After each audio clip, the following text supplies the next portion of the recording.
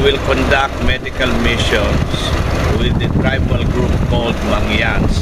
Right now we are here in the port of Mindoro, and I have this beautiful lady. I would like her to introduce herself. Her name is Maybelline Madam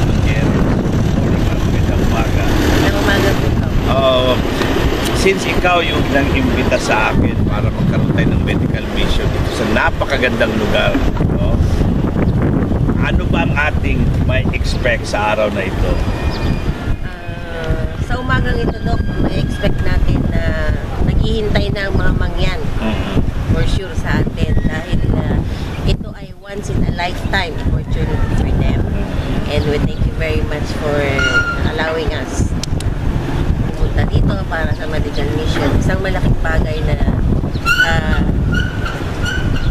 bihirang mangyari sa kanila.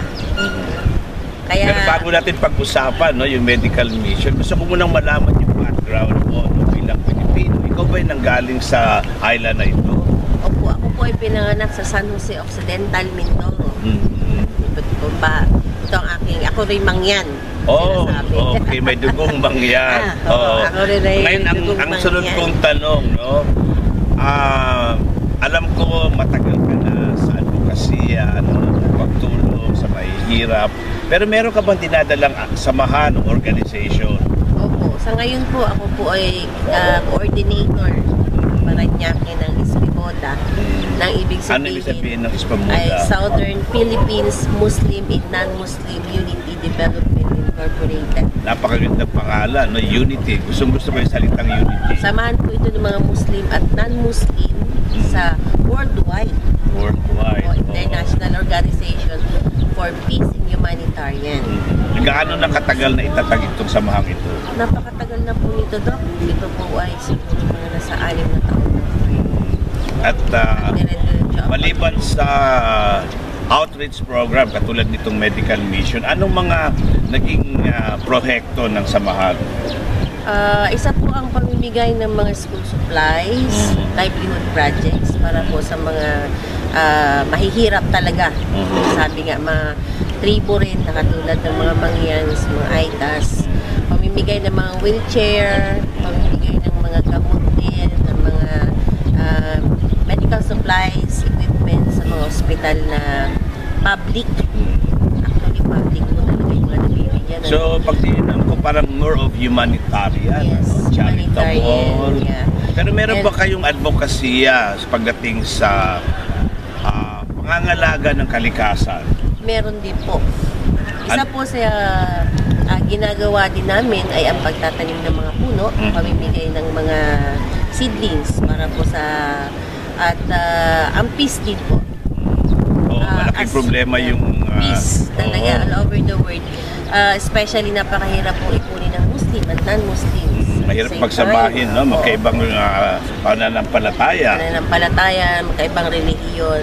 Pero sa awa naman po ng Diyos, wala po talagang kapayapaan. Peace. Pero paano yung salita na there is no peace when there is no justice? Oo nga po eh. Yan po ang sabi nila. Pero sa kaso po namin, bilang isang international peace and humanitarian, hindi po namin ini-a-apply yung saying na yan. No? Kasi para po sa amin, ang justice ay binibigay po sa mga tao na dapat talaga bigyan. At hindi po namin ito ina-apply sa mga tao na hindi naman kailangan isama sa right word doon. Term na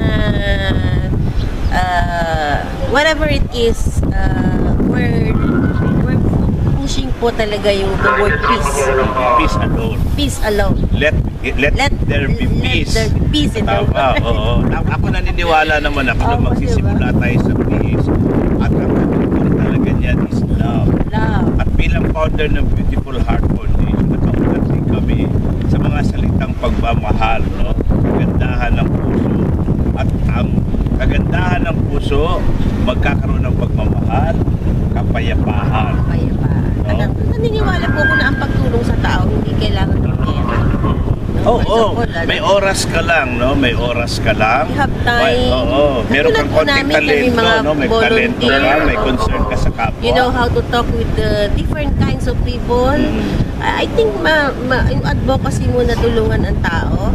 At the same time, tutulungan ka rin nila pag nakita nila na talagang yun ang advocacy mo sa Saka hindi kailangan napakalaki ng gagawin mo. No? Ako bilang doktor, isang pasyente lang ang mapapagaling ko. No? Masaya na ako. Isa lang ang maalagaan natin. Kaya nga. Sabi po, wala kami ang mga volunteer na talagang no salaries, no, how can I say, even allowances or whatever. Wala po kami. Talagang yung pamasahe lang po. At yan ang hinahanap ko. Kaya nga, sabi ko, nakahanap na naman ako ng mga men and women with beautiful hearts. No? So we are now belong to Beautiful Heart Foundation. Yes. No, na wala tayong isinusulong kundi ang kagandahan ng ating puso, no? Kasi nasabi ko, gusto ng lahat magkaroon ng pagbabago, no? Pagbabago sa mga leader, pagbabago sa lipunan, pagbabago sa paaralan. Pero ang pagbabago nagsisimula sa bawat isa sa atin, no? At saan nagsisimula? Sa puso, no? Sa puso ng bawat isa sa atin ang pagbabago. Pag ang hindi nagbago ang puso, walang patutunguhan. Walang patutunguhan. Baguhin mo, maging matalino. Matalinong matching yan. Magiging matalinong matching yan kung ang puso ay hindi na bago. If there's no love in their heart. So magsisimula tayo dyan, nagkakasundo tayo dyan. Love, peace, then probably we expect justice, Sana nga. poverty alleviation, development. Kasi when it comes to the word justice, napakalawak eh. Pero at nakaugat din sa sinasabing love yung pagsasakripisyo, no? It all really comes with the word love. Kasi ako, ang ugat sa akin yan, no? Lahat naman tayo naniniwala halos sa Diyos, di ba? Oo naman, whatever religion we have, isa yun. At yan naman talaga ang simbolo, no? Ng pagmamahal ng ating Panginoon, no? Ang kapalit lang natin sa pagmamahal, pagsasakripisyo.